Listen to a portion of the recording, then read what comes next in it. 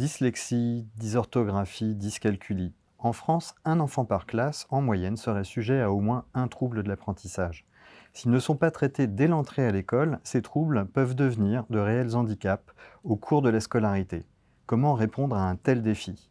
Nous recevons aujourd'hui le docteur Catherine Billard, qui a dirigé le centre référent sur les troubles des apprentissages au CHU du Kremlin-Bicêtre.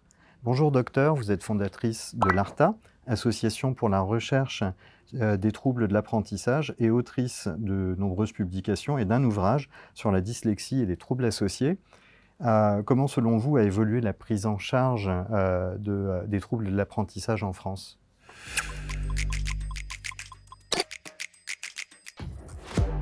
Alors d'abord, il y a eu une étape très importante qui a été le plan langage des années 2000, où ces troubles qui étaient un petit peu négligés en France, au moins, sont apparus. On a reconnu l'existence de ces troubles 10, comme vous les appelez, et ce plan d'action avait l'intérêt d'associer tous les ministères, l'éducation nationale, la santé, la recherche et l'handicap. Donc c'était là où ont été créés les centres référents, dont celui que j'ai ouvert à Bicêtre. Après, les choses ont donc évolué, un petit peu plus lentement, hein, évidemment, qu'on ne le souhaiterait, mais ça a quand même changé. Mais il reste encore beaucoup de choses à faire, même si on considère qu'on ne fait que ce qu'on peut faire pour l'enfant. Alors, comment ça se passe à l'école, justement? Alors, à Comment on passe l'école, de la notion de troubles d'apprentissage à des troubles 10, comme vous disiez tout à l'heure, qui ne sont pas tout à fait confondus? mais ce qui se passe à l'école, c'est que, en particulier, à partir du cours préparatoire, en primaire, mais ensuite ça perdure, au collège, et au lycée, certains enfants ont du mal à rentrer dans la lecture, par exemple. Ils ne seront pas tous 10, et c'est là qu'il y a un élément très important, c'est qu'on peut, à l'école, faire des interventions, des ateliers en petits groupes de besoins qui permettent à plus de la moitié de récupérer le niveau de leur père. D'autres vont avoir des difficultés d'orthographe qui sont souvent apparentes un petit peu plus tard, à partir du CE, et d'autres ont des difficultés en mathématiques, sur la connaissance du nombre, ou sur le calcul, ou sur les problèmes. Tout ça, en fonction de la sévérité, ça peut apparaître dès le cours préparatoire, avec même des petits éléments de risque en grande section de maternelle, mais ça peut aussi apparaître plus tard, parce que les exigences scolaires changent avec les années et les classes. Alors, comment, justement, ces petits troubles de l'apprentissage qui se manifestent dès le CP, comment on les traite? Alors, comment on les traite, comment on doit les traiter. Voilà, comment on doit les traiter? La première chose à faire, et ça c'est dans les textes de l'éducation nationale, c'est d'être attentif aux enfants dont le développement de la lecture, par exemple, ou le développement de l'écriture, enfin l'orthographe, ou de l'écriture, ou de la connaissance du nombre, est atypique. Et là, ce qu'on doit faire, quand il y a un Qu'est-ce que développement vous entendez atypique, par atypique? ça veut dire les enfants évoluent à leur rythme, mais malgré tout, on sait qu'à Noël CP, un enfant doit savoir déchiffrer des syllabes et des mots simples. Donc c'est ça que j'appelle atypique. Et puis on sait qu'en fin de CP, il peut lire des petites phrases et des petits textes. Donc c'est ça que j'appelle atypique pour la lecture. Pour les nombres, on sait qu'il apprend les nombres en CP jusqu'à 70 à peu près. Donc là, dès que cette évolution inhabituelle est détectée, en général par l'enseignant, ou par les parents, ou par la famille, peut-être il peut y avoir des antécédents familiaux ou personnels qui mettent un coup d'alerte supplémentaire, à ce moment-là, on peut prendre des enfants en petits groupes de 3, 4, 5 et faire en supplément de l'école des interventions bien ciblées sur leurs difficultés. Et c'est ça qui permet, si je puis dire, de différencier les enfants qui récupèrent le niveau de leur père, qui ne sont pas 10, et les enfants qui progressent, mais qui ne progressent pas suffisamment. Et c'est Donc là, là, on voit la détection se fait c'est ça. par le traitement de la question, mais on voit les résultats, en fait, c'est ça. Le traitement pédagogique, la prise en charge pédagogique intensive permet de différencier les difficultés transitoires d'un enfant qui n'a pas compris quelque chose et qui a juste besoin qu'on lui réexplique avec plus de détails, plus de béquilles, en petits groupes, et ceux qui, on fera ça, ils progresseront, en plus ça leur sera pas inutile, les enfants disent ça, au contraire, c'est un peu la même chose au départ, mais ça, on verra que eux, par contre, ils ne récupèrent pas le niveau de leur père. D'accord, donc la question après, ça va être d'aborder la question des troubles 10, qui sont plus les troubles de l'apprentissage, Si, qui mais sont les troubles de mais l'apprentissage. qui sont vraiment étiquetés 10. Et là, comment ça se passe pour les années qui suivent, justement?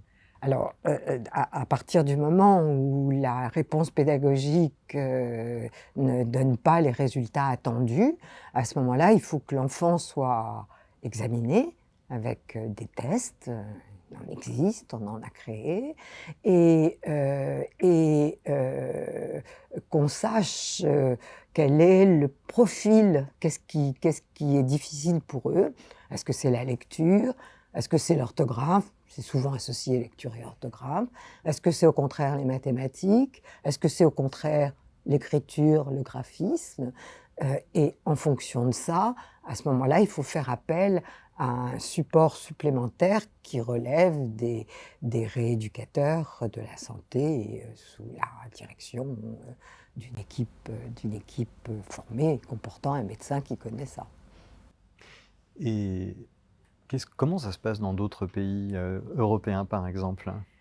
Alors, les pays européens, disons que, alors c'est aux États outre-Atlantique, hein, Outre-Atlantique? en Finlande et en Angleterre, qui sont des pays, c'est des pays où de longue date, cette réponse pédagogique de première intention à l'école est bien prise en charge, elle fonctionne, et c'est donc, ils peuvent comme ça bien différencier les enfants pour lesquels ça résout le problème de ceux pour lesquels ça ne le résout pas, et à ce moment-là, ils ont un système aussi de réponse, alors pédagogique, plus d'autres spécialistes selon les pays, qui prennent en charge de façon plus spécialisée, on va dire. Nous, c'est pas encore, c'est comme ça que le conçoit maintenant à raison le Conseil scientifique de l'éducation nationale, mais ça tarde à se mettre en place de façon rigoureuse. Donc si je comprends bien, en fait, pour les enfants qui sont à l'école et qui présentent ces troubles, à un moment donné, ils ont besoin d'être suivis sur 2 plans. Un plan qui est pédagogique et un plan qui est plus de spécialistes qui vont savoir agir sur le trouble. Mais il faut qu'il y ait une coordination. Vous disiez qu'il y avait un certain nombre de ministères qui avaient, au début des années 2000, été mis sur le projet, évidemment dans une logique de synergie. Aujourd'hui, on est en 2024. Est-ce que justement, on progresse sur cette complémentarité des différents mondes, le monde médical, le monde de l'éducation?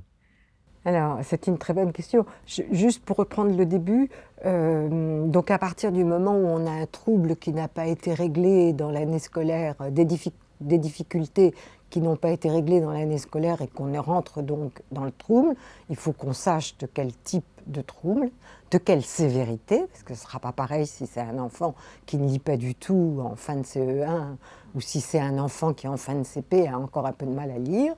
Et là, effectivement, on doit faire rentrer l'équipe dont c'est la spécialité. Donc théoriquement, il y a un examen médical qui doit se faire, qui doit adresser au rééducateur. Si ce n'est pas suffisant ou si le trouble est très sévère, il y a donc les fameux centres de ressources, les centres référents. Il y a un certain nombre de systèmes, mais il faut effectivement que ce soit synergique. Ce qui est difficile, c'est que vous savez que le monde de la santé, disons que les délais pour la prise en charge orthophonique sont devenus démentiels. C'était déjà comme ça dans les années 2010, quand on avait fait, 2015, quand on avait fait une enquête épidémiologique. On avait fait une enquête épidémiologique sur les troubles de la lecture à Paris, qui a été publiée. Et il y avait 11% d'enfants qui, en janvier CE1, avaient un an de retard d'apprentissage de la lecture. C'est énorme. Dont un certain nombre qui avaient des difficultés. Évidemment, ces 11%, il y en avait 5-6% dans les quartiers favorisés, il y en avait 25% dans les quartiers défavorisés. Et à l'époque, il n'y avait pas, les enfants qui étaient en orthophonie n'étaient pas forcément les plus en difficulté dans le domaine qui les nécessite. C'est pour ça que quand on a fait le centre ressources de Paris Santé Réussite, on a mis cette synergie en place, c'est-à-dire que les enseignants faisaient leurs réponses pédagogiques, revoyaient les effets en fin d'année et les médecins scolaires, à l'époque, examinaient les enfants qui n'avaient pas suffisamment répondu et ils allaient on accompagnait les familles pour qu'ils soient pris en charge et on évaluait l'évolution. Ça, c'est une synergie efficace. Ce qui m'interpelle dans ce que vous dites, c'est cette différence entre les milieux. Est-ce que, quand on parle, alors là, pour le coup, de troubles 10, mais je ne sais pas si on est dans les troubles 10,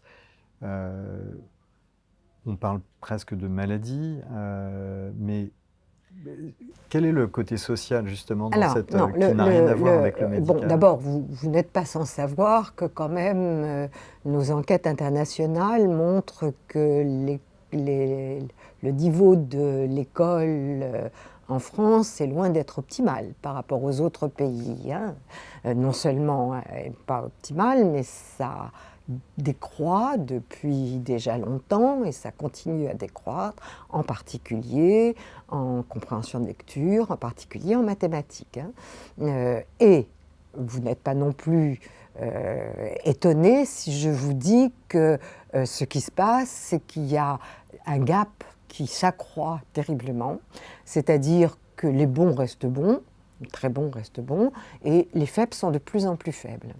Et nous avons, dans les enquêtes PISA, malheureusement, il y a très clairement chez nous un rapport particulièrement important entre le milieu socioculturel et cette dégradation scolaire. Alors, j'ai une réponse à ça, parce que quand on a fait l'enquête pédagogique, épidémiologique, évidemment, on s'est intéressé à pourquoi il y en avait 25% dans le 18e et 7% dans le 15e. Et en fait, ils ont les mêmes bases de difficultés. On n'a pas trouvé c'est pas le niveau social des parents. C'est beaucoup le milieu social de l'école, c'est-à-dire le nombre d'enfants en difficulté qui rend la tâche de l'école des enseignants difficile. Et c'est les fonctions cognitives qui sont sous-jacentes à tout ça. Il suffit qu'elles soient un tout petit peu fragiles pour entraîner plus de difficultés dans un monde où il n'y a pas la grand-mère qui reprend les choses que l'enfant n'a pas acquis à l'école.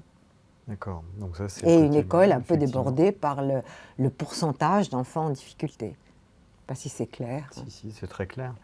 Et pour aller sur un côté médical, ça c'est l'objet d'une interrogation. Qu'est-ce que le trouble 10? Est-ce que c'est quelque chose de génétique? Est-ce que c'est quelque chose qui relève d'une maladie? Est-ce que c'est, enfin, de quelle nature, Alors, hein? sans rentrer dans la définition des termes, ce qui est sûr, c'est qu'il y a des facteurs biologiques au 10. Ces facteurs biologiques qui ne sont pas accessibles aux évaluations complémentaires. Ce sont des recherches, participé à des recherches génétiques, j'ai participé à des recherches comme fournisseur de patients, hein, à des recherches en imagerie. On voit bien qu'il y a des particularités dans le fonctionnement du cerveau qui est caractéristique des 10, en particulier des dyslexiques ou des dyscalculiques qui sont les mieux connus, mais aussi des dyspraxies. Et c'est variable d'un enfant à l'autre. Et donc, c'est une espèce de probabilité génétique ou biologique qui va être plus ou moins sévère. Et après, la prise en charge va faire, avec la sévérité de ces difficultés, va faire l'importance de la difficulté des enfants devenus adolescents puis adultes. Donc c'est une question d'adaptation plus que de guérison. En Alors, fonction de la oui, prise en charge, j'imagine. oui, l'importance de la prise en charge, elle est à partir du moment où l'école ne suffit pas, c'est d'associer à l'école, hein, dont on aura toujours besoin, une rééducation correspondant aux difficultés de l'enfant, à l'école comprendre qu'il y a des domaines dans lesquels il garde des difficultés et qu'il ne faut pas appuyer là où ça fait mal, et qu'à l'inverse, il y a des domaines qui fonctionnent très bien, il faut valoriser l'enfant et faire des aménagements sur ce qui ne fonctionne pas et valoriser ce qui fonctionne. Mais c'est quand même un trouble qui perdure. Donc c'est pour ça qu'il y a maintenant une littérature qui sort sur, par exemple, les adultes dyslexiques dans l'entreprise, qui gardent des difficultés. Et ils vivent avec. Alors oui, merci de me rappeler ça parce que ce qui est très important, c'est qu'il faut faire ce qu'il faut faire. Pas forcément une rééducation pendant 5 ans, mais des choses bien appropriées, suffisamment intensives au moment où il faut le faire, et des aménagements pour ce qui reste. Mais il faut aussi accompagner les enfants et leurs familles, leurs parents, à accepter qu'il y a des choses qui perdurent, de façon à ce qu'ils valorisent tout ce qui fonctionne bien et qu'il n'y ait pas d'exigences inappropriées. Et des enfants, dans la vie d'un enfant 10, va y avoir aussi beaucoup la façon dont il supporte ses difficultés, quelle blessure ça va lui faire, mais comment il va, pas la dénier, mais essayer de compenser autant que faire se peut, et la façon dont ça va être accepté, accompagné à l'école comme à la maison. D'accord. Alors qu'est-ce que vous diriez aux parents aujourd'hui qui ont des enfants qui commencent à présenter des troubles ou qui, ayant été aidés, déjà accompagnés, ont des troubles 10 qui sont apparus? Qu'est-ce que vous leur diriez à ces parents? Alors je leur dirais que d'abord je vérifierai qu'ils ont eu ce qu'il fallait, hein, parce que la prise en charge n'est pas toujours très facile, de la santé n'est pas très facile, elle est difficile en milieu rural, elle est difficile dans les quartiers défavorisés, enfin, etc. Et donc c'est pour ça qu'il faut quand même mettre en place ce qu'il faut mettre en place. Et je dirais aux parents je dirais aux médecins d'expliquer, ou à l'orthophoniste, hein, à l'équipe, de bien expliquer aux parents là où l'enfant et à l'enfant, là où il en est, lui montrer ce qu'il peut faire, ce qui est difficile, ce pourquoi on l'aide, mais qu'il fait ce qu'il peut, et ce qui est bien, ce qui fonctionne très très bien, et ça sur lequel, le bravo. Donc, à la fois accepter ce qu'on est, et pas ce qu'on n'est pas, mais à la fois quand même savoir qu'il faut faire des choses bien, bien particulières. Merci docteur. Merci.